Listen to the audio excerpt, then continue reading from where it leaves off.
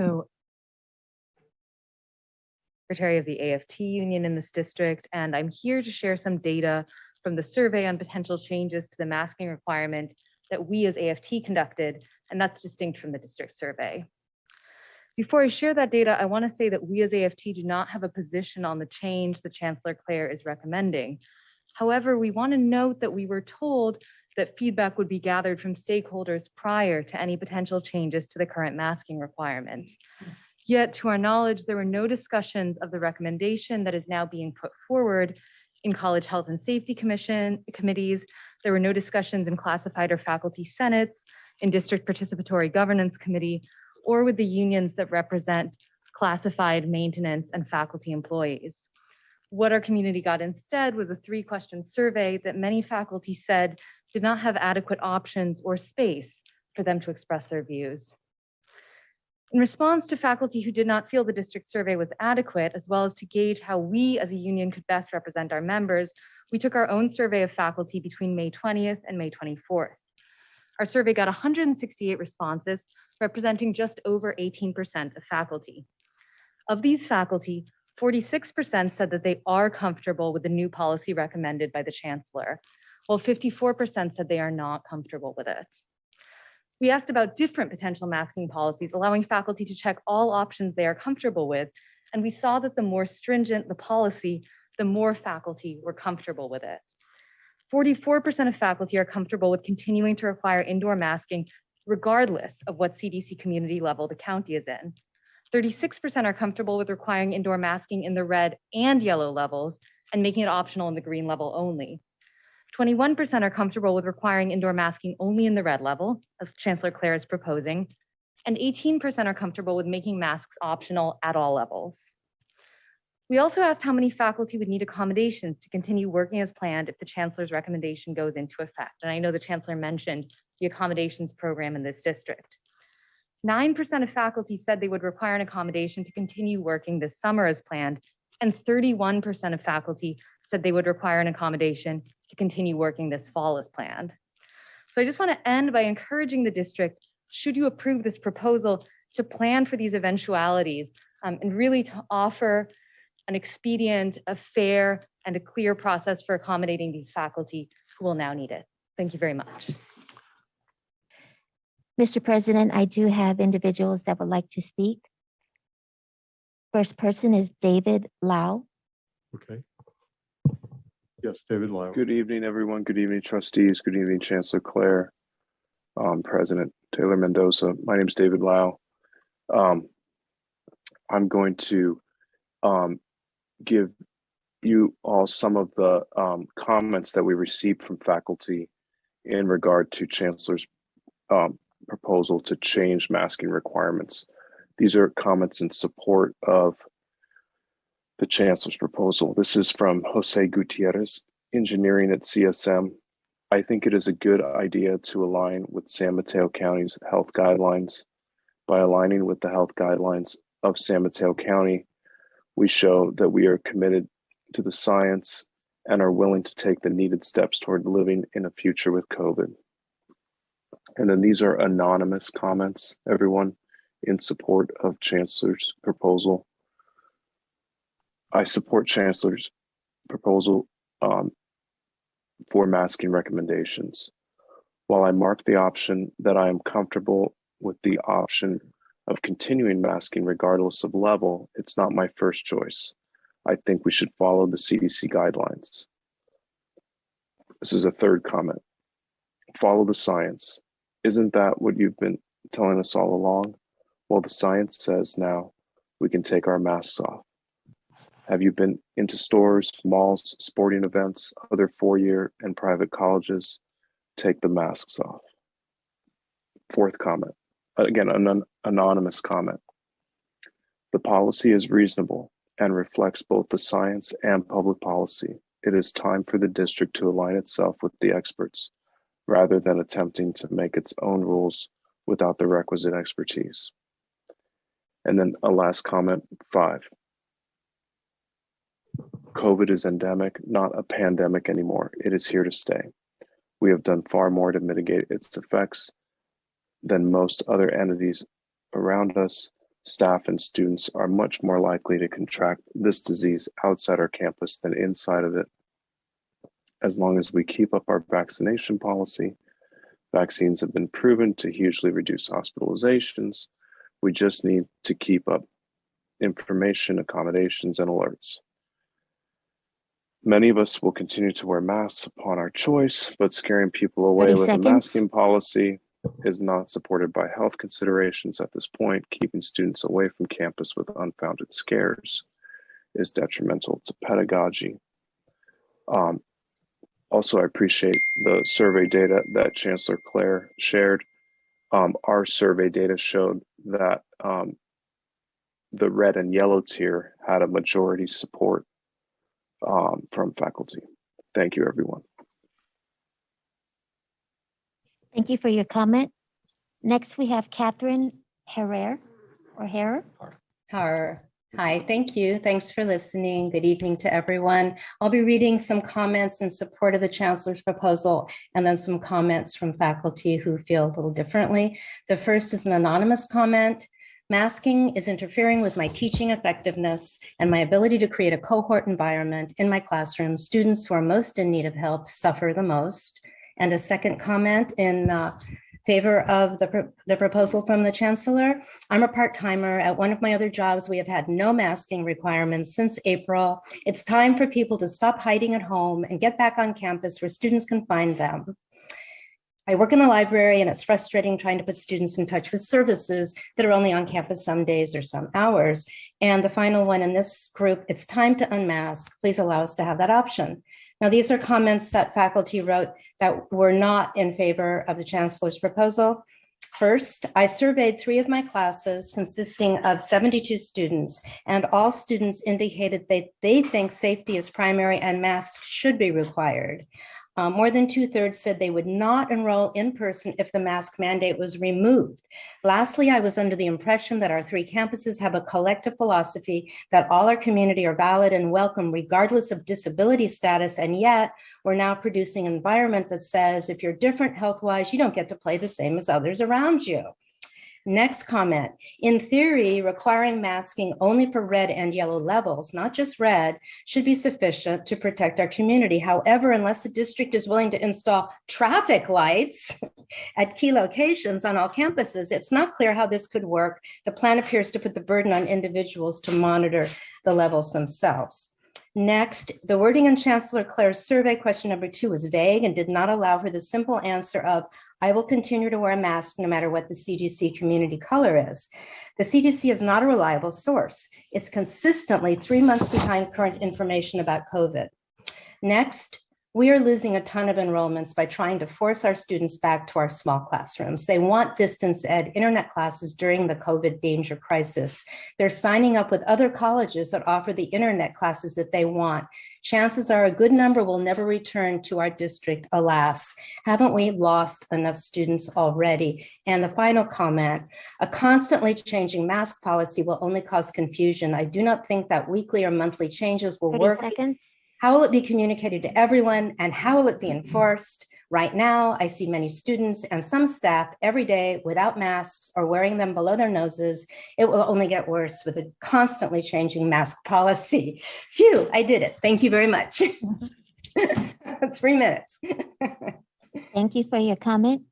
Mr. President, next we have Jessica Silver Sharp. Hello, everyone, and thank you. I'm going to continue reading comments. These are in favor of maintaining current masking requirements. From Elizabeth Ingber, music faculty at CSM. Given that we're currently not in the red tier, but so many people are getting sick, I'm concerned with the move to change the masking requirement at this time. Cases are underreported since so many people are doing home tests, so statistics don't accurately reflect the number of infections. In the last 2 to 3 months, I have heard of far more people getting sick than I have in 2 years. I do not currently support this policy change without accommodations. If the Board of Trustees chooses to move ahead, I would also like to see faculty given the right to require masks in their classes, given that we are all dealing with different levels of risks of this illness. The next comment from Christopher Smith, Health Sciences faculty at CSM. The chancellor appears to be making a decision that is based on emotion rather than evidence. Just the very fact that he chooses to ignore evidence is a poor example for our students. Once the masking requirement is rescinded, it will be hard to go back. The chancellor's comments do not consider enforcement of masking if we are required by the county to go back to masking. Masking is primarily a method to protect people other than the mask wearer. We don't know the circumstances of everyone in the room, only ourselves. I believe that being part of this community should be to show respect and consideration to my colleagues and students without calling them out to first demonstrate a need. Wearing a mask is a small sacrifice to protect the other members of my community. Anonymous comment. The proposed change puts many of us at greater risk, and it's disappointing that someone who has limited contact with students would make the suggestion. Anonymous comment. I am a solo parent of a young child, and the pandemic continues to have an effect on both our physical and mental health. We both contracted COVID in March and got very sick. Even though much of the media presented the variant as mild, we missed weeks of school and work. We already have to stay home if either one of us has any symptoms. This impacts my daughter's education and my ability to care for and support our family. These choices being made by the district do not seem to consider faculty, students, and staff holistically. This pandemic is not over. Anonymous. 30 seconds. Hospitals, medical offices, and senior communities require that masks be worn indoors. Wearing a mask is not asking too much of people if it will keep employees safe. Large gatherings, such as classrooms, are hotspots for COVID transmission. We need to protect our employees as well as our students and not jeopardize their safety because the chancellor thinks it's okay not to wear a mask. May is not over, and already 79 positive cases have been reported in this district. This number rivals that of our January surge. Thank you. Thank you for your comment. Mr. President, next you have Kolo Wamba. Kolo Wamba. Yes, hi. I'm going to continue reading some anonymous comments here from our survey. First one, White House COVID czar Ashish Jha has appeared twice this week on the PBS NewsHour and in Politico articles saying that we will likely be hit with a new variant right when our immunities from previous cases and vaccines are waning. We will see a surge once again in the fall and winter. He is hoping for a new and better vaccine in early fall, but no one knows if this will happen. Plus, they do not yet have the data on long-term effects from the current new variant. Please stop saying San Mateo County. We serve 4 to 5 counties, and we are an international destination. Unmasking will not increase enrollment, so why are we even considering this? For faculty with underlying health concerns, this is pure madness and a threat not just to our careers, but also to our lives. Next comment, anonymous. We do not have accurate or current info about our campuses. CDC and county public health data are good, but what about our immediate demographics? I'm extremely uncomfortable with the unvaccinated student demographic who have been non-compliant with testing. It's a small group, but the district seems reluctant to keep good on their policies around consequences. The district has moved in a decidedly ableist direction that is not inclusive or equitable. Next comment, anonymous. Masking is an equitable solution for health and safety. Some members of our community cannot get vaccinated. Some live with those who cannot get vaccinated. Masking remains the only protective measure for those who are at a greater risk of contracting COVID-19. Next comment. From what we've witnessed these past 2 years, people don't make the best decisions regarding the health and safety of everyone around them. Until we get to 0 to 1% positivity rate, masking should be enforced. Masks are proven to reduce the likelihood of transmission, and we now know that they're effective in doing so. Coronavirus infections are on the rise and projected to keep surging this fall and winter. The chancellor's recommended optional mask policy is premature at this moment in time. Next comment. COVID-19 infections are on the rise in all Bay Area counties, including San Mateo. Like it or not, masks, when worn properly, slow down the spread of this seasonal illness. Thank you. That is a scientific fact. Numbers don't lie. Next comment. I feel strongly that the district should continue to require masking. It is the safest option given such a virulent and changeable virus. It would be irresponsible not to mandate masks for the foreseeable future and could imperil the health of everyone on our campuses. A friend who is vaxxed and boosted recently developed long COVID. It has devastated her with migraine headaches, constant exhaustion, and brain fog. This is a serious consequence of COVID, and we must be extra cautious. Thank you. Thank you so much for your comment. Mr. President, we have Lorraine Barrales-Ramirez. Hi, good evening. I'm continuing the comments for faculty who are in favor of maintaining the current masking requirements. Robbie Baden, English instructor at CSM, despite being in the yellow tier for the last weeks of the semester, which under Chancellor Clare's proposal would make masks optional during such time, my students have reported more exposures at home and in class and more confirmed COVID cases than the entire semester. In fact, over the semester, a third of one of my classes tested positive for COVID or were exposed by family members during a time when we're in the yellow tier. This change of policy will prove to be disastrous next semester. Students will miss classes, get behind with assignments, and suffer consequences like anxiety, being overwhelmed, giving up, and failure or withdrawal from classes, which then leads to consequences in GPA, financial aid, and degree completion. Amber Steele, dance instructor at Skyline College. Masking is not an undue hardship. It is not keeping students from classes. My students are missing classes because they are working 2 jobs and catching up on hours and pay loss because they or their families have been out of work during COVID.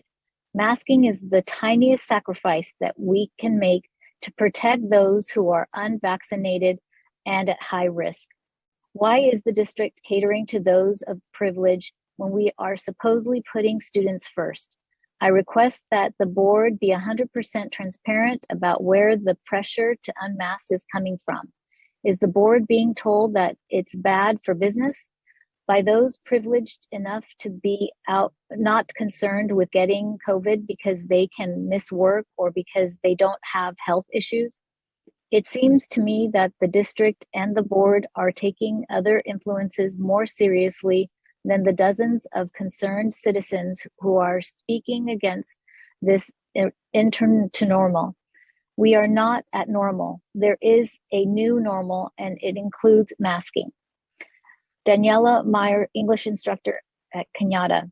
I will have a very young baby in the fall, and I'm uncomfortable with 30 no seconds. masking in the yellow category. We are in the yellow right now, but we know that the virus is spreading widely.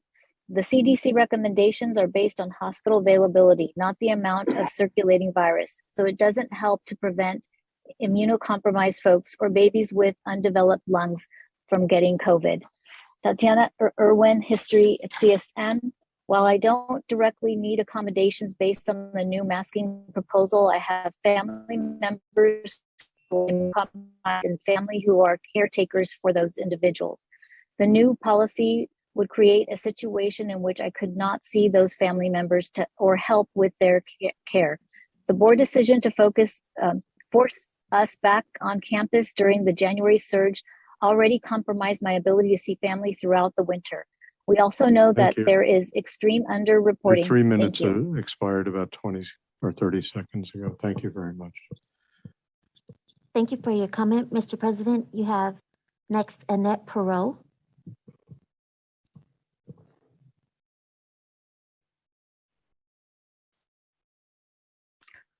Good evening. CSEA sent a survey to our members to ask their comfort level regarding the use of masks for the summer and fall semesters. The results were as follows.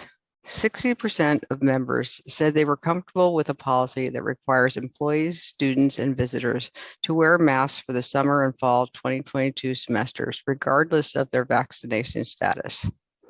24% of members said they were comfortable with a policy that allows all employees, students, and visitors, regardless of vaccination status, not to wear a mask if they choose.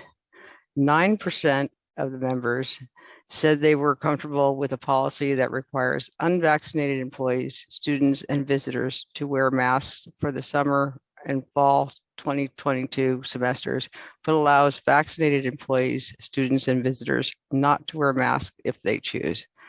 7% of members said they were comfortable with any of the above options. We had 91 of our members participate in this survey out of our approximate 397 members. So while the majority of the responses show that CSEA members wish to continue the mask mandate to protect this health and safety of our campuses, there is also a significant support for relaxing the district's mask mandate. The members of the CSEA Chapter 33 continue to work tirelessly to support our students, the operations of our colleges, and the functions of the district. We ask that you take into consideration these results as you make a decision regarding the policies that will have a broad impact on our campuses and in our community. Thank you. Thank you for your comment. Mr. President, last we have Leslie Ta. Hi, thank you. My name is Leslie Ta. I am the Student Trustee-Elect for SMCCCD. I am here to represent Cañada students. I have spoken to many Cañada students, and we all are in favor of keeping the masking requirements as a mandate, not as an option. I want to remind you, I was at a board meeting several months ago, and I want to remind you of who I am. I am a mother of 2 young children, and they are unvaccinated. They are not able to get vaccinated yet. I also have a mother who is not able to get vaccinated for health reasons. We all got COVID in January. Although my children and I did not have very many symptoms, and we went very light on symptoms if we did have them, the quarantine that we had to do really took a toll on our family. My education and my daughter's education both were affected. My mother was hospitalized and has been hospitalized twice since then for reoccurring issues due to COVID.